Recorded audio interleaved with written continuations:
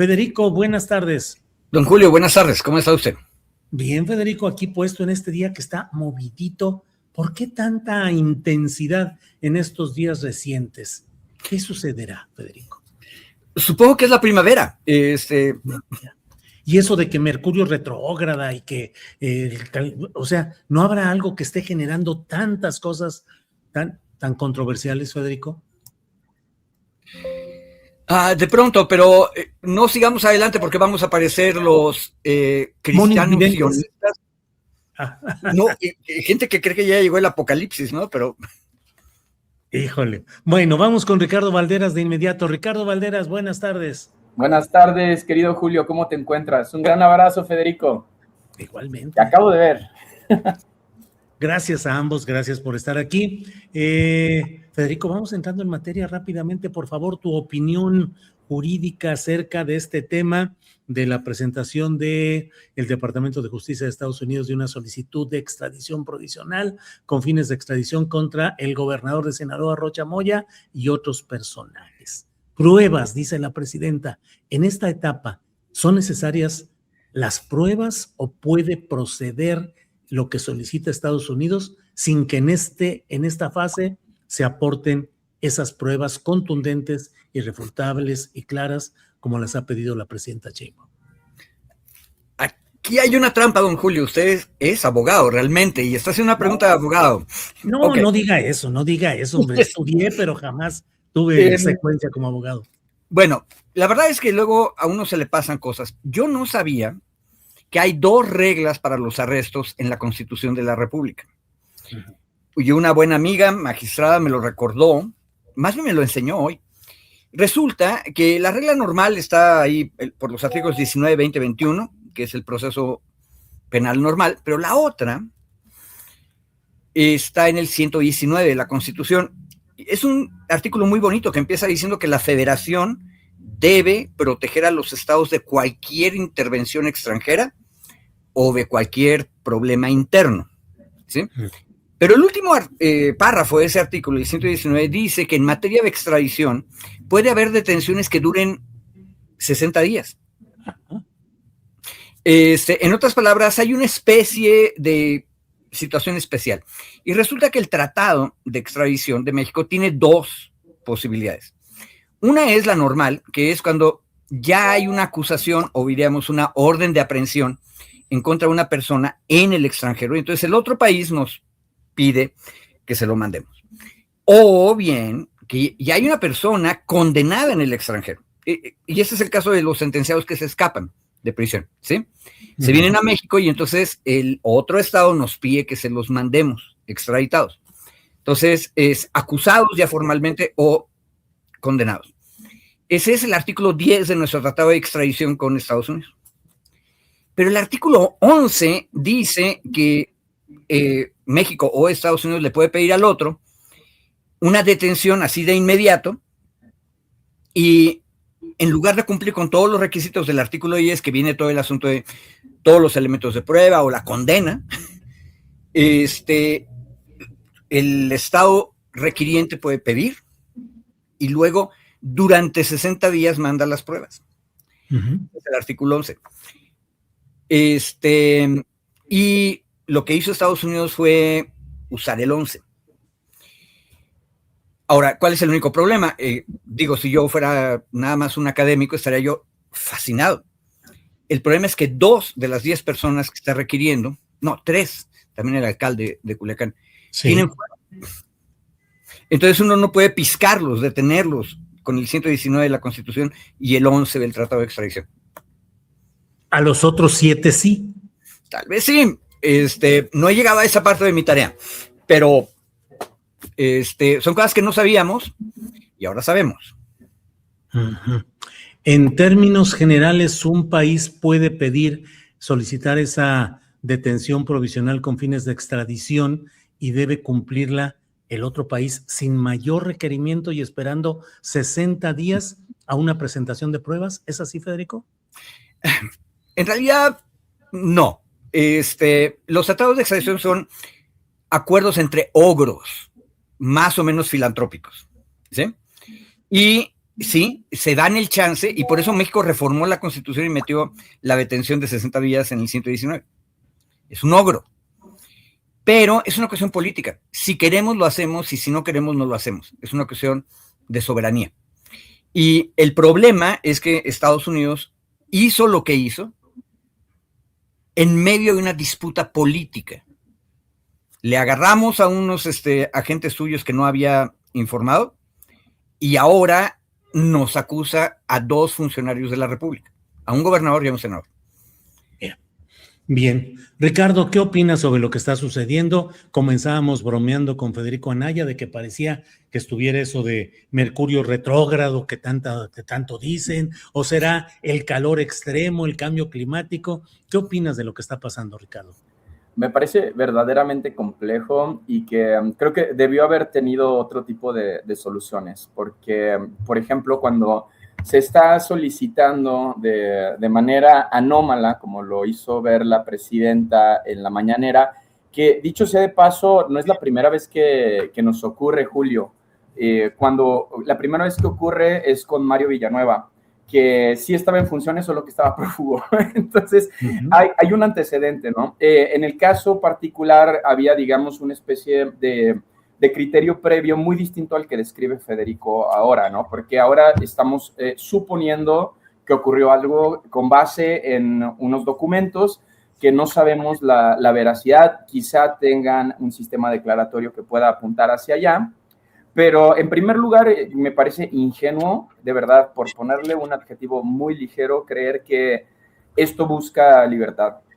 Hay sin fin de documentos y invito a la audiencia, particularmente la que vive en la Ciudad de México, que visite el Archivo General de la Nación, en donde están todos los documentos que se liberaron durante el sexenio de Andrés Manuel López Obrador, para por lo menos tener un norte de cómo funcionaban las agencias de inteligencia de los años finales de 50 a finales de los 70.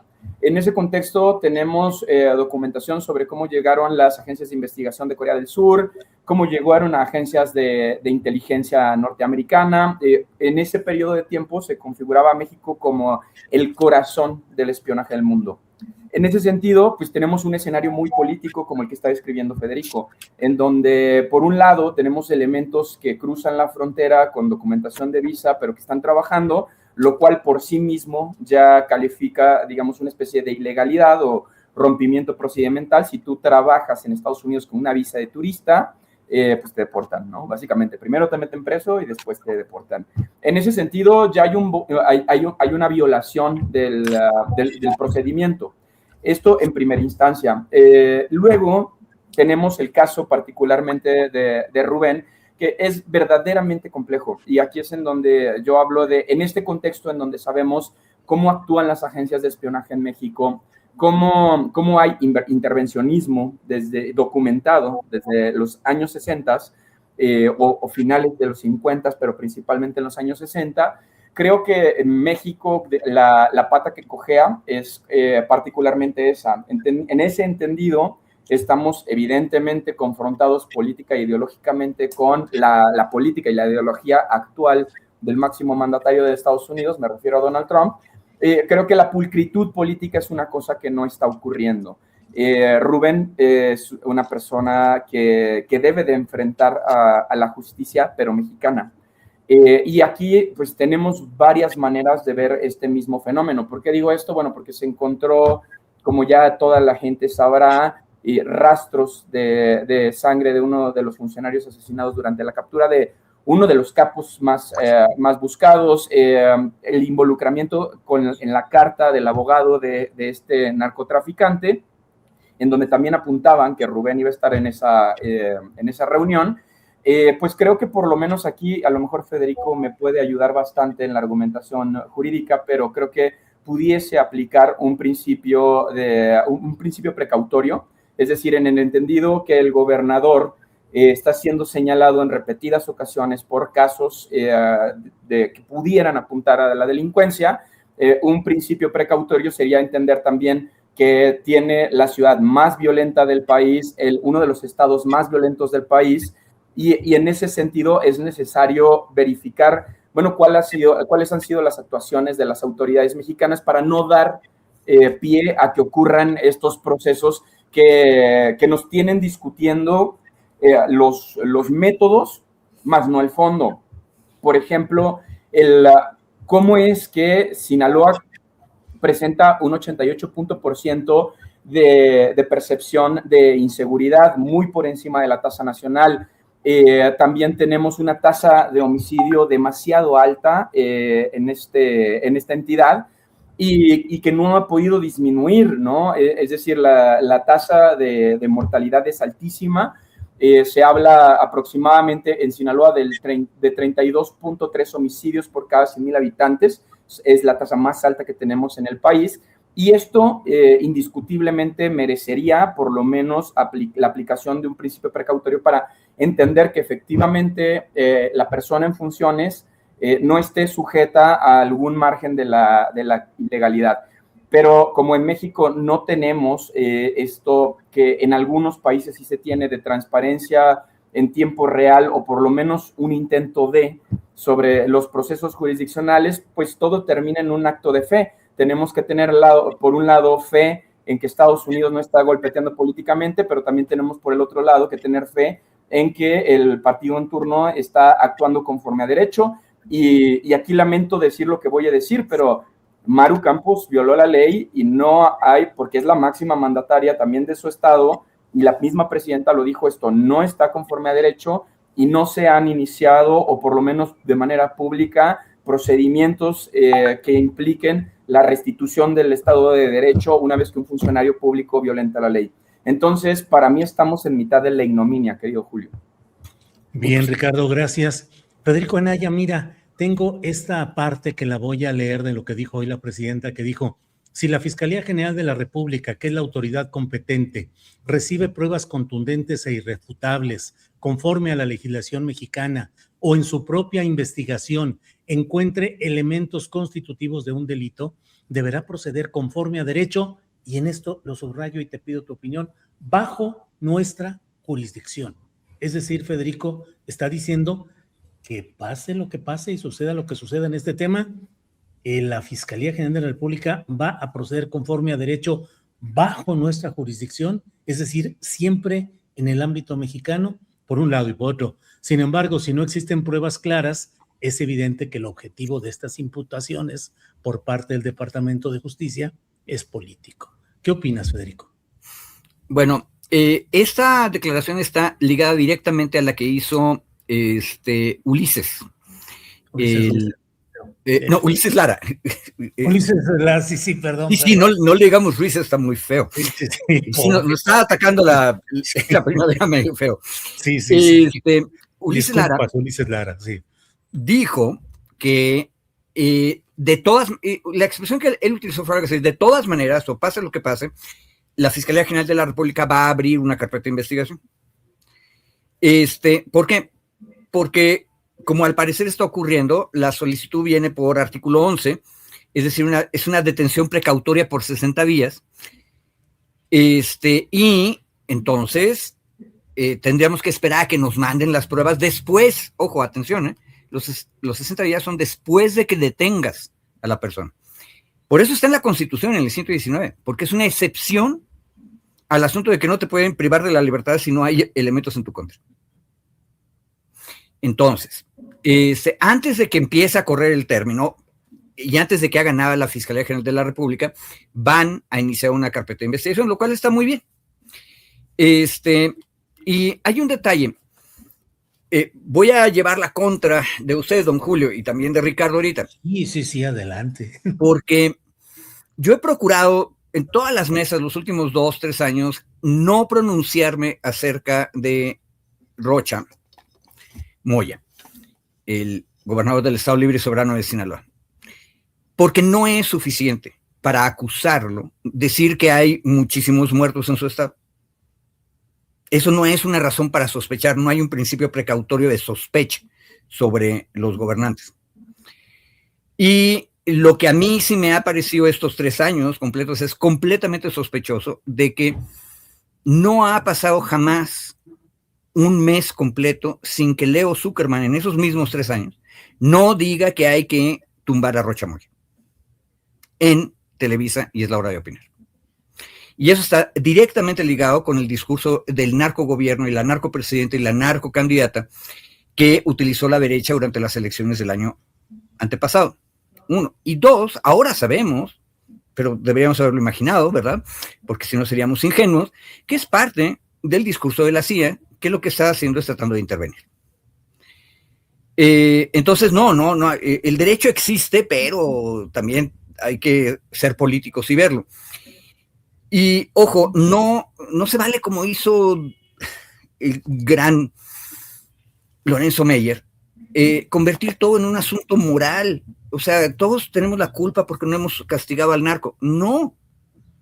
El asunto es, como decían los americanos, con eso termino, lo dijo Roosevelt respecto de Somoza, imagínense ustedes. Roosevelt, el luminoso, para acabarla de atrasar, se dijo, es un hijo de la chingada, pero es nuestro hijo de la chingada. Sí. Y esa es la traducción correcta. Hay otras en español más lindas. Incluso si es verdad todo lo que pasa, tiene que hacerse en México, es una cuestión de soberanía. Porque aquí lo que estamos escogiendo es qué ogro es el que va a perseguir a estos 10 individuos que supuestamente dice alguien que están metidos en alguna cuestión mal. Ojo, los que están acusando son los que acusaron y condenaron a un presidente de Honduras y luego lo indultaron. Los que le pagaron a Noriega en Panamá y luego lo agarraron. Por favor, no nos hagamos bobos. Están politizando las cosas. Entonces, qué bueno que la presidenta dijo, en cualquier caso vamos a investigar. Ojo, a eso no obliga el tratado de extradición, ¿eh? Con el tratado de extradición tendríamos simplemente que esperar a que nos manden los elementos. Aunque hay un problema. ¿Cómo le hace usted para agarrar a los que tienen fuero con el tratado de extradición? Eso es algo que no lo habíamos previsto nunca en el horizonte. Y que bueno, gracias Ricardo por el precedente de Mario Villanueva. Y ahí no teníamos esa bronca porque el señor ya estaba huido porque ya lo habían acusado a nivel, fíjate, no me acuerdo si fue federal o del estado, pero ya se había ido, entonces ya no estaba protegido por el fuero federal. Sí, caso como el del propio Javier Duarte de Ochoa, que también huyó, se fue supuestamente, bueno, se fue a Guatemala y fue detenido, y ya estaba otro gobernador en funciones. Efectivamente, pero ya se habían ido. En cambio, es cierto, Villanueva todavía era gobernador, pero algo había pasado que permitía... Villanueva ya se había ido de gobernador o todavía era gobernador. Todavía era gobernador, estaba prófugo cuando lo detuvieron. Pero entonces significa que lo habían desaforado, porque no podría estar prófugo si... Y sí había petición de extradición, a diferencia de con Duarte, porque a Duarte la extradición... Sí, efectivamente. Nosotros hicimos la petición de extradición. Bien, Ricardo. Mira, hay esta parte de lo que se ha dicho hoy, en la cual se refiere al embajador Ronald Johnson, que ha tenido pues unas expresiones en Los Mochis, justamente cuando un grupo de personas del movimiento Aquí No impidieron que se colocara la primera piedra de una empresa productora de metanol que acusan de ser muy contaminante. Allí estuvo Ronald Johnson enojado, según los testimonios periodísticos de esa ocasión, y pronunció su discurso en otro lugar, pero sí hizo expresiones muy intervencionistas, muy injerencistas. Y hoy la presidenta dice esto, mira, tenemos aquí, dice, cuando le preguntan sobre esas declaraciones de Ronald Johnson en Los Mochis, dice, podemos decir que son declaraciones desafortunadas. Y luego dice, un embajador, y dice, un embajador de cualquier país en México, el que sea, pero dice, un embajador no puede tener una actitud injerencista. ¿Qué opinas de estas palabras y de la referencia a un peculiar embajador como es el boina verde Ronald Johnson, Ricardo? No, Julio, es que no es ningún peculiar embajador, es un ex boina verde. A ver, voy a intentar hacer una analogía, ¿no? Es como cuando el escándalo del cierre de Notimex. Evidentemente había gente que militaba en otros partidos y que continuaban en la función pública. A esto políticamente se le denomina el efecto Mercurio. ¿Qué quiere decir? Que están disipados haciendo uso del aparato de Estado, pero cuando se ejerce el voto se reúnen. Esto generó conflictos internos, evidentemente, y se sabía que el gobierno en turno no tenía el poder total sobre la agencia de noticias. ¿En serio vamos a pensar que no hay nadie dentro de la CIA que esté operando o que pueda estar operando, porque hay que ser justos con los adjetivos, a favor de esta construcción desde la aparición de los agentes que entraron a trabajar de manera ilegal, porque así nos determinan a nosotros en Estados Unidos? Es lo mismo a la inversa, si trabajan aquí no tienen papeles, es ilegal. ¿No? No es que ellos sean ilegales, las personas nunca somos ilegales, ¿no? Simplemente la acción de tener un oficio sin los permisos adecuados es considerada fuera de la ley. En ese sentido, más allá de quién es el personaje, me quiero referir a quién es la agencia y cómo ha ejecutado su poderío a través de los años. Y no es la primera vez que al señor Johnson se le acusa. Hay que también irnos un poquito para atrás con el caso de El Salvador.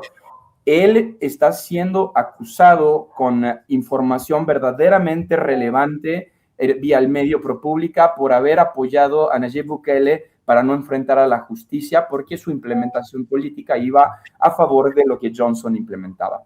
En ese sentido, no es ni la primera vez que se podría determinar que hubo acciones que nos podrían ayudar a inferir que lo hizo, y vamos a hablar en supuestos para respetar los procedimientos y porque es un tema muy delicado.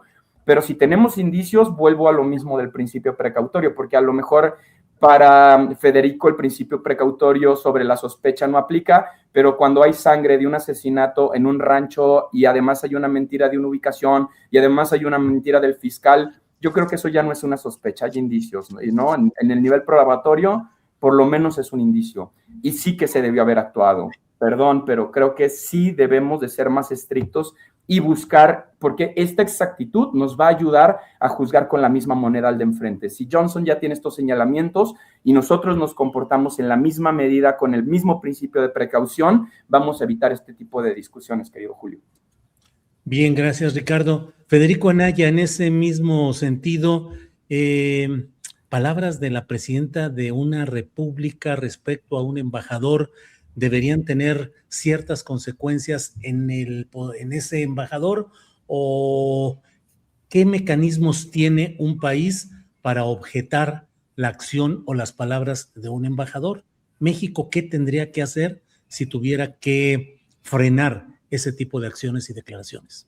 A ver, la peor contra el embajador tendría que ser quitarle el placet, es decir, avisarle al Departamento de Estado en Washington que ya no estamos de acuerdo con la presencia de Ronald Johnson aquí. Ahora, eso es lo peor. Cosa extraña, como son tan pocas las cosas que se pueden hacer y son tan aburridas, entre comillas, las cosas diplomáticas, el presidente López Obrador se inventó el asunto del congelamiento de relaciones, si ustedes se acuerdan, con el anterior. A veces andaban de piquete de ombligo y a veces congelaban relaciones y ya no se dirigían la palabra. Creo que no le queda otra a la jefa de Estado de México que agarrar y referirse al embajador.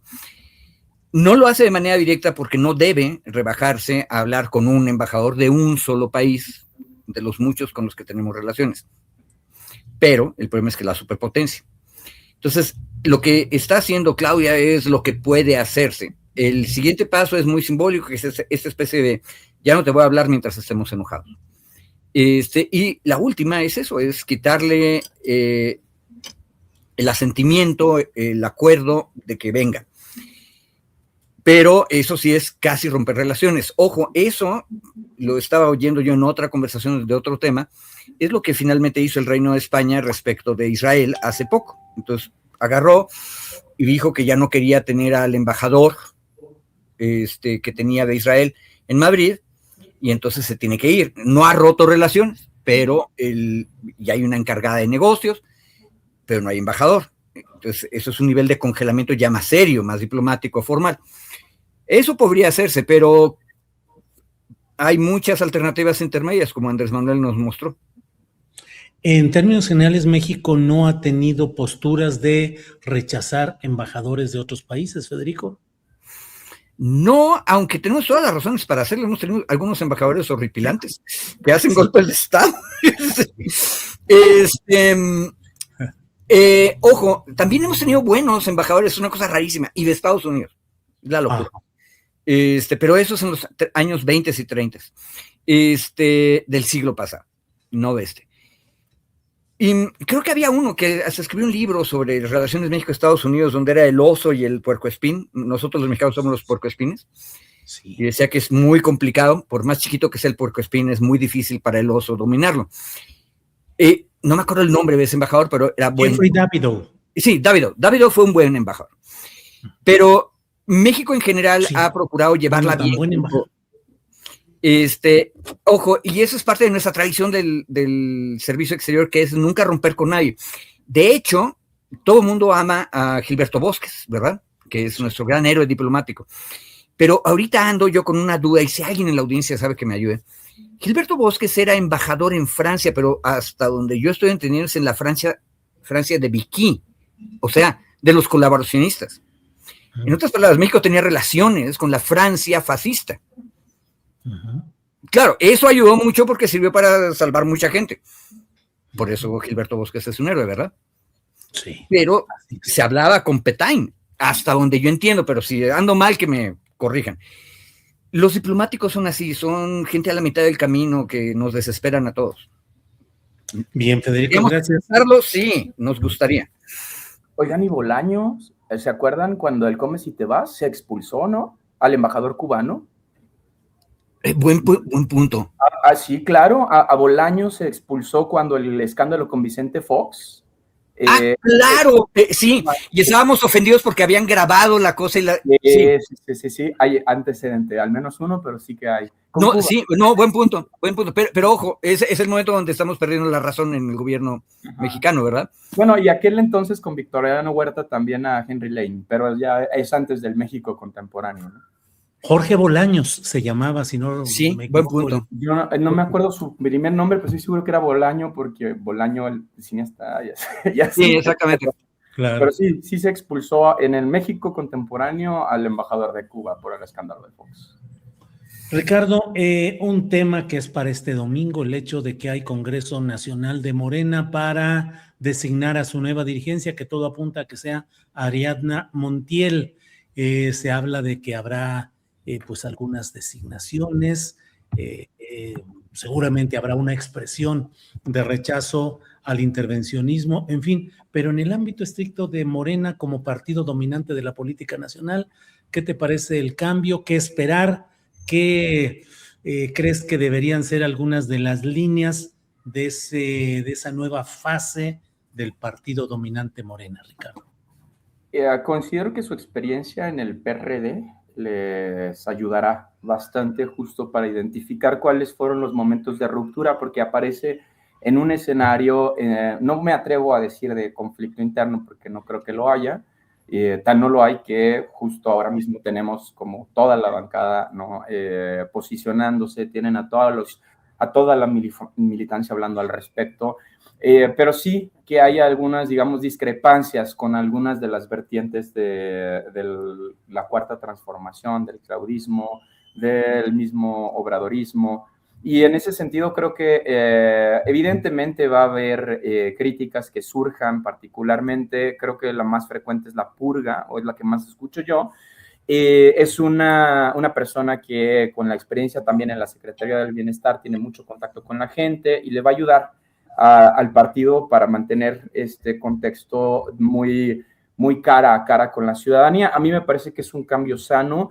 Creo que además necesitan cambios un poco más profundos.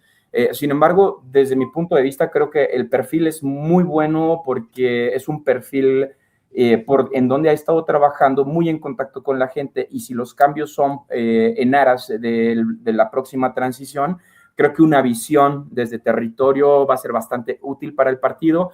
Esperemos que solidifiquen particularmente, pues, porque lo que va a cambiar en el siguiente sexenio van a ser el legislativo, entonces, o principalmente el legislativo. En ese sentido, se va a poder planear las nuevas rutas jurídicas para el partido y hacia dónde podría ir apuntando. Respecto, ¿cómo lo relacionaría yo con el caso de la extradición? Creo que el tema central va a ser justo el ser más minuciosos con los perfiles, justo para evitar este contexto en donde ya sabemos estos intentos constantes de subordinación a los que nos somete Estados Unidos, pues entender que tener perfiles, digamos, mucho más pulcros, ¿no? Y cuestionarnos las alianzas que tiene el partido Morena con, por ejemplo, personajes con el Partido Verde, con el PT, pues a lo mejor en este contexto ya con una relación más ríspida en términos geopolíticos, vale la pena dar una repensada cuáles van a ser los siguientes perfiles. Bien, Ricardo, gracias. Algunos comentarios que hay aquí. 3.1416 dice, quiero el termostato de don Federico, ando casi encuerao y él anda con camisa y chalequito sin sudar la gota. Es que no se alcanza a ver el sudor, ese es el problema. Ese es el problema. Bueno, aquí nuestra audiencia siempre informada y crítica, dice Álvaro Rivera Mendoza, dice, Carlos Pascual salió en tiempos de Felipe Calderón a solicitud de México. Y es cierto, ¿se acuerdan? Carlos Pascual, que era el embajador de Estados Unidos en México y que descubrieron unos cables en los cuales decía que el ejército mexicano era lento y tenía aversión al peligro. Renunció. Carlos Pascual no fue expulsado. Él no fue expulsado, él se fue. Sí, así es, pero bueno. Una cosa, tocó al ejército y fue en el contexto de Wikileaks, según nos decía otro comentarista. Ojo, el país llamado México es grandotote y pesa, y los componentes internos de él también pesan. Eso es una cosa que nos recuerda el caso de Pascual. Y bueno, un detalle sobre lo que estaba diciendo Ricardo ahorita. Morena tiene un reto monstruoso porque las élites locales de los estados, una vez que vieron en 18 que había cambiado el régimen, y ojo, a mí sí me gusta usar la palabra régimen porque el antiguo régimen, que era el PRIAN, es el malo, son los aristócratas. Y el nuevo régimen trata de ser plebeyo y democrático. ¿Cuál es el problema? Que las élites de los estados se entusiasmaron y se volvieron morenistas para caricaturizar el asunto. Y eso implica el peligro de tener candidaturas horripilantes. Por cierto que don Julio Astillero nos ayudó a librarnos de una gobernadora morenista que venía del municipio de Escobedo, en Nuevo León. Claro que uno no hubiera esperado que hubiera ganado el candidato Foso. Pero sí, importa discutir las élites locales y qué hay. Ahora, el problema es que de pronto no hay en los estados más que cosas horripilantes. Sí. Federico, aprovecho el tema Morena para preguntarte, jurídicamente, un ciudadano aquí en Morena, siendo militante de Morena, le impida ser candidato por los estatutos que estén contra la reelección, ¿esa persona puede ganarlo recurriendo ante un tribunal electoral? Y la cuestión del nepotismo está igual.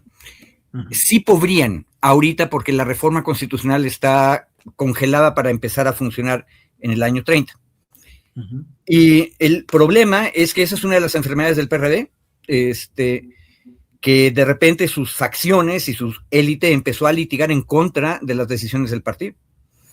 Entonces sí, tenemos el peligro de que eso ocurra y no sé por qué me imagino las tierras rojas de Zacatecas para un ejemplo de eso. Porque en el caso de San Luis ya no va a ocurrir, o sea, el verde se va a volver a ir solo y va, como parece ser, va a volver a ganar solo, pero podrían pelearlo y podrían ganarlo. Todos los de derecha dicen que ahorita Morena tiene en su bolsillo al Tribunal Electoral. Yo no estoy seguro, confiaré un poco más en los que fueron electos últimamente de los magistrados, pero los que todavía están ahí desde el horror que fue el PRIAN, esos llevan dos traiciones, una al pueblo y luego otra a los prianistas para ayudar a Morena, porque también ellos se pasaron del lado del nuevo hegemón. Sí. Entonces, yo calculo que van a volver a traicionar cuando les convenga. Sí. Federico, gracias. Ricardo Valderas, pues estamos ya en la parte final. ¿Algún tema postrecito, alguna reflexión que quieras compartir? Por favor. Pues primero decir que me encanta compartir este espacio con Federico porque es una biblioteca y agradecerte también a ti. Si me lo permites hacerme un comercial, el lunes voy a sacar un reportaje en Poder sobre los millonarios del metal. Es un trabajo en donde hago un análisis respecto a la inflación de la industria metalúrgica y su relación con la guerra. Por ejemplo, los casquillos están relacionados directamente con el cobre y cómo justo el poder capital se va enriqueciendo en una especie de núcleo a través del conflicto armado, que tienen siempre como consecuencia un rebote fiscal que, bueno, va alimentando, lo voy a decir en términos marxistas, el ejército industrial de reserva o la gente que de pronto se queda sin trabajo para que todas las personas podamos tener el mismo contexto. Sale el lunes a las 9 de la mañana y pues nada, agradecerles mucho el espacio y mandarles un gran abrazo. Ricardo, ese reportaje aterriza esos problemas mundiales y la guerra en el proceso específico de la construcción en México. Sí. Dijiste castillos, ¿te refieres a los castillos de construcción? No, me refiero en general a toda la industria del metal. Se generan castillos financieros que en realidad son artificiales porque al haber guerra hay sobredemanda, esto implica mucha más expoliación y extracción de minerales, hace que los activos de los grandes magnates se inflen y cuando termina la guerra toda la gente que se contrató jamás ve aumentos, jamás ve mejorías laborales y simplemente se quedan en la calle, ¿no? El dinero se queda en las bolsas de los grandes magnates y cómo esto está afectando ahora mismo, o sea, la guerra particularmente en Irán, en Palestina, está afectando los activos de los grandes magnates en México. Ricardo, ¿dónde pueden ver tu trabajo en Poder? ¿Cuál es la liga en internet? Bueno, evidentemente te lo voy a compartir a ti también para que me ayudes a difundirlo, pero siempre van a poder ver mi trabajo en poderlatam.org, es una organización en donde trabajamos con el tema de empresas y derechos humanos. Aproximadamente cada mes, cada 2 meses estamos sacando un trabajo de esta naturaleza por el trabajo que implica, somos un equipo muy chiquito, tardamos un poquito más, pero también van a poderlo ver en mis redes sociales. Normalmente tenemos una especie de campañita de difusión en Twitter, Instagram, en LinkedIn, en todas las redes sociales, y así lo van a poder encontrar los millonarios del metal. Bueno, Ricardo, la verdad es que de entrada cuando dijiste el título pensé en la importancia del acento prosódico en este caso, porque dije a lo mejor es los millonarios del metal. Vamos a hablar de los géneros musicales o algo así por el estilo. Órale. En fin, Ricardo, gracias. Federico Anaya, postrecito, lo que desees agregar a esta mesa tan espléndida. Una cosa, gracias a Ricardo, ojo, yo llevo años diciendo que no hemos volteado a ver a nuestro sector minero y metalúrgico. Ojo, que el país es viejo, pero en esa sección parece que se sigue llamando Nueva España. O sea, es país de grandes exportadores agropecuarios y de grandes mineros. Y para seguir con eso, yo recomiendo ir a piscar un postrecito en la investigación, más bien el seguimiento periodístico que le dio la Jornada Nacional al asunto de Camino Rojo en Zacatecas, que ahí tenemos a una minera canadiense de oro que de facto, eso es lo que ya, por cierto, creo que fue ayer que ya finalmente se decidió en el panel especial del TEMEC, que habían contratado brazo rudo para reprimir con el narco. Sí. Entonces, por cierto que ahí también, por aquiescencia, el empresario es culpable, eso dijo el PAN. En otras palabras, los mineros también se ligan al crimen organizado y los mineros están protegidos por sus gobiernos. Entonces, habría que preguntarle al gobierno de Canadá qué opina de eso. Y nada más un otro detalle, no hay que buscar a los estadounidenses ahí, hay que buscar a nuestros Larreas y a nuestros Peñoles, porque a mí lo que me da terror es que esa parte de la República Mexicana, que es tremendamente rica, y que dejas abandonados, como nos acaba de decir Ricardo, gracias por la nota, Ricardo, dejas solos a los suyos, que son sus obreros, pero ellos siguen siendo poderosísimos. ¿Quién nos dice que no sean ellos aliados con los señores oscuros del crimen? De hecho, hay antecedentes, Fede. Pues claro, pero te fijas que no lo tenemos ahí, entonces si quieren postrecito, vayan a piscar en ese tema. Tenemos también los trabajos de Ezequiel Flores de la antigua revista Proceso sobre cómo los procesos de expoliación en el cinturón de oro de Guerrero y cómo las minas contrataban servicios de los narcotraficantes. De hecho, hay una declaración del presidente de Torex Gold que luego se desdice porque él dice estamos muy bien con los narcotraficantes y después tiene que resultar cuando lo confrontan. Pero ¿no te suena que esos son como que ajolotitos chiquitos? Y que los verdaderos leviatanes, los Larrea... Bueno, Torex Gold es una de las mineras de oro más grandes del mundo, ¿no? No, ya lo sé, pero el gran platero del mundo... ¿no? La REA y los representantes de Torex Gold son equidistantes, o sea, no son peccata minuta. Sí, pero creo que estamos siendo muy nacionalistas con nuestros gigantes mineros, ¿eh? Siempre. O sea, son nuestros hijos de la chingada. Sí, los de nosotros, claro. Muy bien. Federico, gracias, muchas gracias por todo. Ricardo Valderas, muchas gracias. Nos vemos pronto. Gracias por esta ocasión. Hasta luego.